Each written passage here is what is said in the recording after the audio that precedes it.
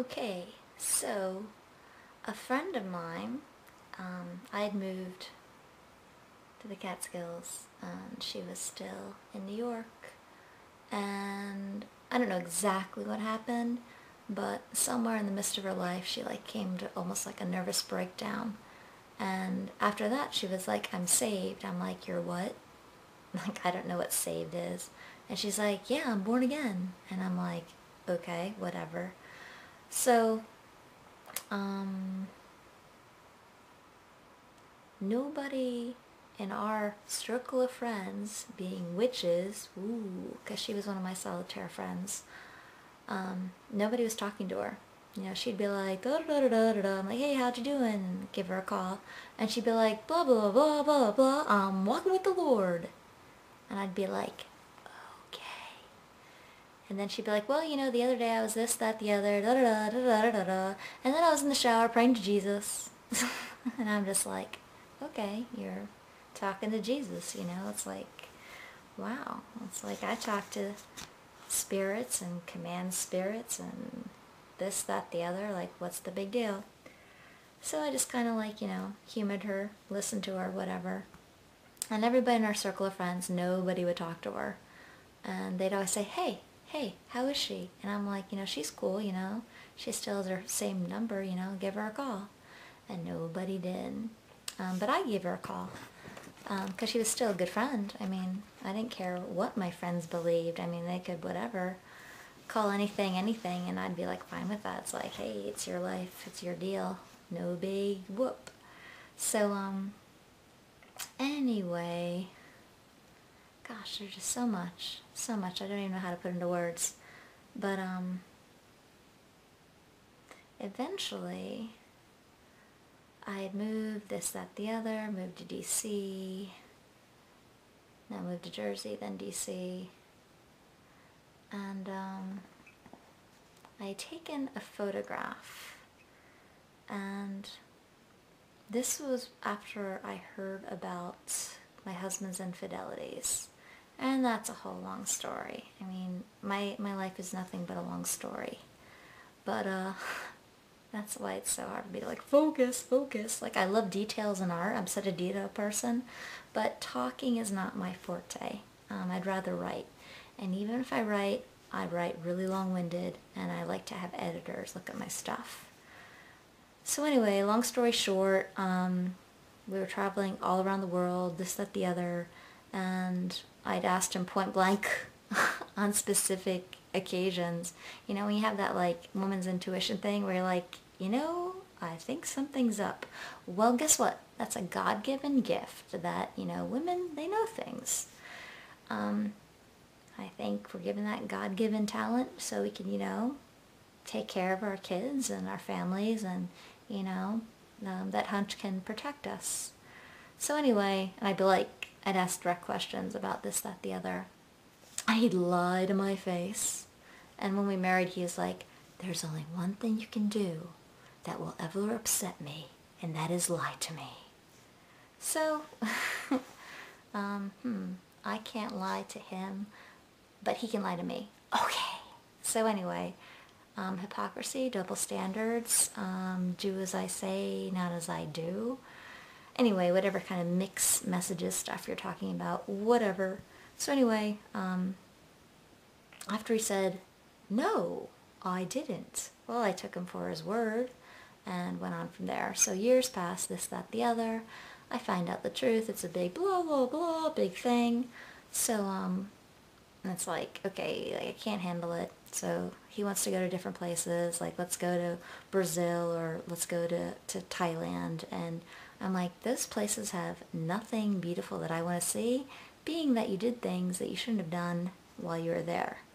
So I was like, well, if we're going to go anywhere, I want to go to somewhere that I want to see, which was Barcelona. So we took off to Barcelona, Spain, and spent I don't know, a week there, hashing it out, coming together as a couple, making nice, whatever. And while I was there, I snapped a photograph of my husband on a balcony. And I'd been in photography for years, had won awards since high school, and worked in a darkroom, since I was 13. Had friends in the film industry and the photography industry. So it's like I knew the different things that a camera could do when you jar it or move it and stuff like that. So it turns out, blah, blah, blah. We come back, life is good, he seems reformed or whatever. And turns out he didn't, cut things off with the other woman and was still lying to me. But he wanted to go to Thailand, and I was like, no. It's like, we're not playing house, this isn't a game. If you want to go off to Thailand, you go off. It's like I'm having like 2 weeks vacation without you, because like I could see that there was really no change, It's like he listened to a conversation that I had with his sister, and he actually picked up the phone and eavesdropped. And it's like, totally guilty conscious. But that's a whole nother story. But anyway, so he's gone. I happened to find a roll of film. Yes, it's a roll of film, because that was old school photography, because I like dark rooms and stop bath and stuff like that. So I found this roll of film. I didn't know where it was from, so I took it and got it developed. And when I got back the pictures, I'm like looking through, and the one picture that I had snapped with him standing in the balcony, to me, it looked like there was a demon that was like gnarly and like wrapping itself around his leg, and it looks like its head and its mouth was like latched on and like eating out his stomach. And it's like a really strange shot, like all these weird multiple exposures, like very strange looking. And being that I've seen all kinds of things in the lab, that this was just really weird, and I knew that I had taken it, like really strange. So it was late at night, and I took it to my neighbor. They weren't home, so I went to my other neighbor, and I was like knocking at the door like late at night, and I was like, I want to show you something. It's kind of freaky. I just want to see what you think. So I brought this photograph, and they're like, yeah, that's freaky. So I was like, yeah, that's what I thought. So anyway, I go home, and somehow I end up talking to my friend DC, who works for Discovery, and she was like, oh, like it can't be that bad. I'm like, oh, it's that bad. And she's like, oh, it can't be that bad. And she was like trying her best to like soothe me and make me feel better, but like inside, like there was no feeling better. And so I hung up, and then within a few minutes, my friend, who had been born again, saved 2 years before, the one that nobody ever talked to except for me, she's like, hey, Crystal girlfriend, what's going on? You still coming up for my daughter's birthday? And I was like, can we pray? And I was like, before the words were even out of my mouth, I like fell to my knees, and I was just like sobbing. And it was like, I didn't know how to pray. Like I knew how to cast spells and, pray to the universe and tell and ask the universe things. But I didn't pray to God or Jesus. And all I said was, can we pray? And so all of a sudden she just like, she was like, okay, get down on your knees. And I was like crying. I was like, I already am. And so she said the sinner's prayer, and I didn't know what that was. I didn't know what sin was, that I was a sinner, blah, blah, blah. I didn't have a Bible background and all that kind of stuff. So I just like repeated the words. And then she said, okay, honey, well, you've had a long day and a rough night, so you just go to bed and beware of attacks. And I was like, okay.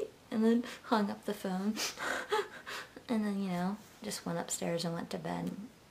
Well, when I woke up the next day, it was like the most phenomenal feeling in the world. It's like I looked at my hands, because I felt like I was a newborn baby. And it's like I felt like I was glowing from the inside out, like from a molecular DNA level. My entire body had been transformed from the inside out. And I was just like, whoa. I was like, whoa. And I was like, I knew I was born again. I was like, I'm new. Like, I knew I was a new person. It's like I didn't understand about Jesus or his blood or sacrifice or sin, or that I was a sinner, or that witchcraft is an abomination. But I knew when I woke up the next morning that I was different. And it was like, wow. I felt like a brand new baby that had like sprung out of her mother's womb.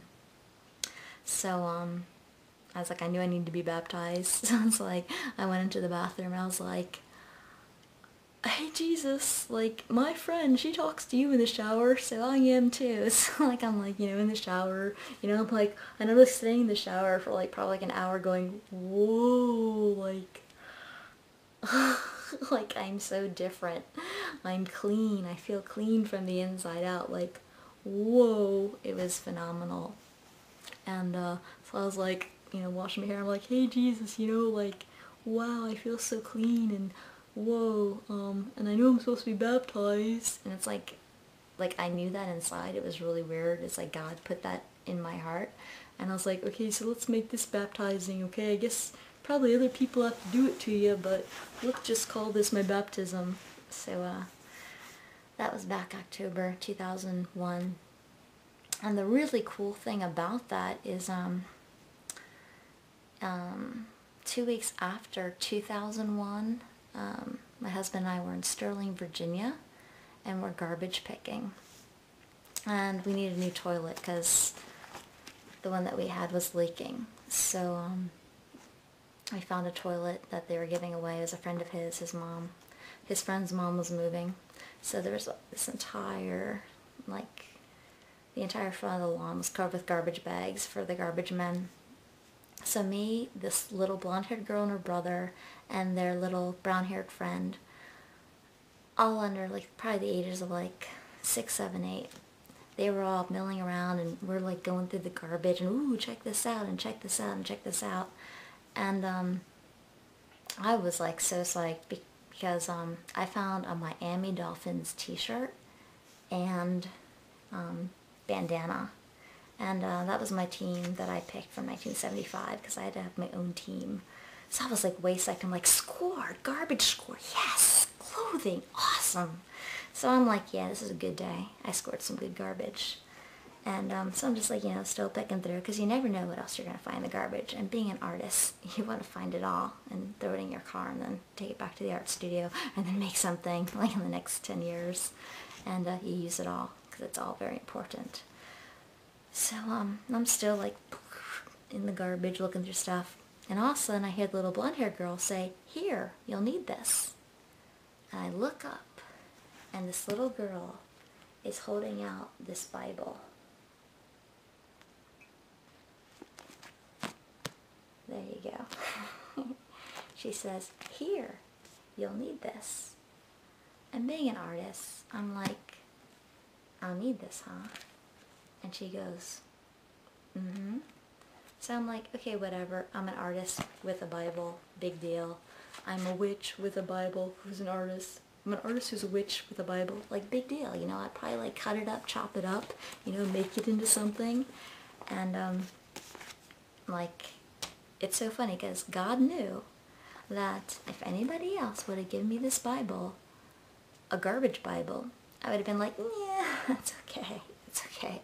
But because he used a little girl who was like 7, 8 years old, cute little blonde girl, and her brother and her friend, and said, here, you'll need this, I took that as a sign from the universe.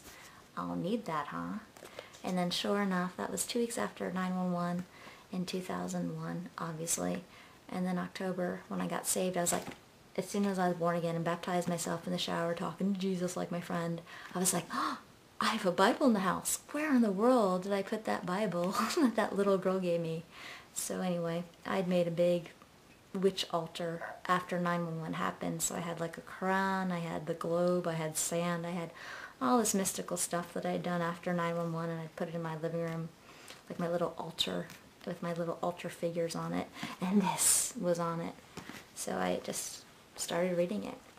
So this is a garbage Bible. And this is what a garbage Bible looks like, but I put some stickers on it because I like stickers. So now it's a garbage Bible with stickers on it. Like that. Got that? Yeah. So that's how I got my Bible. And Jesus knew. Yeshua HaMashiach, the Jewish and Gentile Messiah, knew that the only way that he'd get a Bible in my hand was if it was in the garbage. And I'm sure there's a point to that story. But,